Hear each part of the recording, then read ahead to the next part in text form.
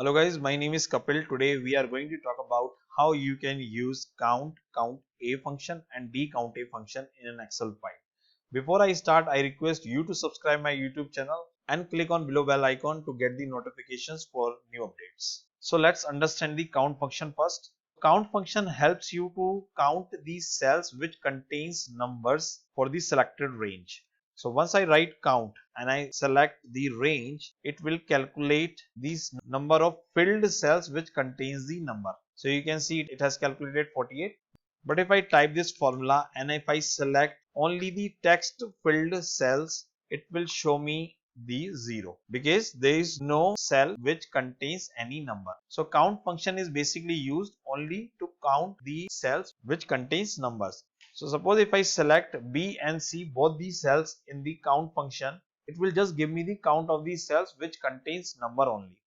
But if you want to count the cells which contain numbers as well as text, you need to use count A function. So you need to write count A and then you need to select both the columns and then press enter. Now you can see it shows me 96, which is different from this 48. So count is used to count the cells which contain numbers, and count a function is used to calculate the number of cells which contains text and numbers. Now we are going to talk about DCOUNTA. DCOUNTA is the criteria based condition. So suppose if I want to calculate the cells which contains Australia, India or Japan, what I will be doing, I will be writing the column header here, country, then the country name as a criteria. So I want to check how many times Australia is written in this cell. So I'll be going here, I'll be writing DCOUNTA bracket on, I'll be selecting the database. So once I select this database, I will be fixing the range, then field. Field is the column from where you want to count these cells. So it is the B column, it is the second column in the database. So you can either write 2 or you can write column header in the inverted comma.